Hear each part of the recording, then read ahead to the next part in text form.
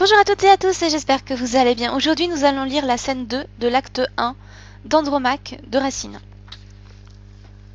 Pyrrhus, Oreste, Phénix. Oreste. Avant que tous les Grecs vous parlent par ma voix, souffrez que j'ose ici me flatter de leur choix, et qu'à vos yeux, Seigneur, je montre quelque joie de voir le fils d'Achille et le vainqueur de Troie. Oui, comme ses exploits, nous admirons vos coups. Hector tomba sous lui, Troie expira sous vous. Et vous avez montré, par une heureuse audace, que le fils seul d'Achille a pu remplir sa place. Mais, ce qu'il n'eût point fait, la Grèce avec douleur, vous voit du sang troyen relever le malheur, et vous laissant toucher d'une pitié funeste, d'une guerre si longue entretenir le reste. Ne vous souvient-il plus, Seigneur, quel fut Hector? Nos peuples affaiblis s'en souviennent encore. Son nom seul fait frémir nos veuves et nos filles, et dans toute la Grèce il n'est point de famille qui ne demande compte à ce malheureux fils d'un père ou d'un époux qu'Hector leur a ravi. Et qui sait ce qu'un jour ce fils peut entreprendre? Peut-être dans nos ports nous le verrons descendre, tel qu'on a vu son père embraser nos vaisseaux, et la flamme à la main les suivre sur les eaux. Oserais-je, Seigneur, dire ce que je pense? Vous-même de vos soins craignez la récompense, et que dans votre sein ce serpent élevé ne vous punisse un jour de l'avoir conservé. Enfin de tous les Grecs satisfaites l'envie, assurez leur vengeance, assurez votre vie. Perdez un ennemi d'autant plus dangereux qu'il cessera sur vous à combattre contre eux. Pyrrhus. La Grèce en ma faveur est trop inquiétée.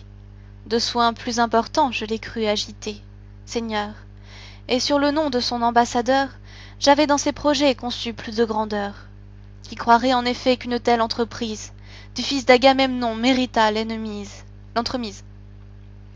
Qu'un peuple tout entier, tant de fois triomphant, n'eût daigné conspirer que la mort d'un enfant? Mais à qui prétend-on que je le sacrifie? La Grèce a-t-elle encore quelque droit sur sa vie? Et seul de tous les Grecs ne m'est-il pas permis d'ordonner d'un captif que le sort m'a soumis? Oui, Seigneur, lorsqu'au pied des murs fumants de Troie, les vainqueurs tout sanglants partagèrent leur proie, le sort dont les arrêts furent alors suivis fit tomber en mes mains Andromaque et son fils. Écube près d'Ulysse acheva sa misère, Cassandre dans Argos a suivi votre père. Sur eux, sur leurs captifs, ai-je étendu mes droits? Ai-je enfin disposé du fruit de leurs exploits? On craint qu'avec Hector Troie un jour ne renaisse, son fils peut me ravir le jour que je lui laisse. Seigneur, tant de prudence entraîne trop de soin, je ne sais point prévoir les malheurs de si loin. Je songe quelle était autrefois cette ville, si superbe en remparts, en héros si fertile, maîtresse de l'Asie, et je regarde enfin quel fut le sort de Troie et quel est son destin. Je ne vois que des tours que la cendre a couvertes, un fleuve teint de sang, des campagnes désertes, un enfant dans les fers, et je ne puis songer que Troie en cet état aspire à se venger. Ah, si du fils d'Hector la perte était jurée, pourquoi d'un an entier l'avons-nous différé? Dans le sein de Priam n'a-t-on pu l'immoler? Sous tant de morts, sous Troie il fallait l'accabler. Tout était juste alors, la vieillesse et l'enfance, en vain sur leur faiblesse appuyaient leur défense. La victoire et la nuit, plus cruelles que nous excitaient au meurtre et confondaient nos coups. Mon courroux au vaincu ne fut que trop sévère. Mais que ma cruauté survive à ma colère? Que malgré la pitié dont je me sens saisir, dans le sang d'un enfant je me baigne à loisir? Non, Seigneur, que les Grecs cherchent quelque autre proie, qu'ils poursuivent ailleurs ce qui reste de Troie. De mes inimités le cours est achevé, l'Épire sauvera ce que Troie a sauvé. Oreste. Seigneur, vous savez trop avec quel artifice un faux Astyanax fut offert au supplice, où le seul fils d'Hector devait être conduit. Ce n'est pas les Troyens, c'est Hector qu'on poursuit. Oui, les Grecs sur le fils persécutent le père. Il a par trop de sang acheté leur colère. Ce n'est que dans le sien qu'elle peut expirer, et jusque dans les pires il les peut attirer. Prévenez-les. Pyrrhus. Non, non. J'y consens avec joie.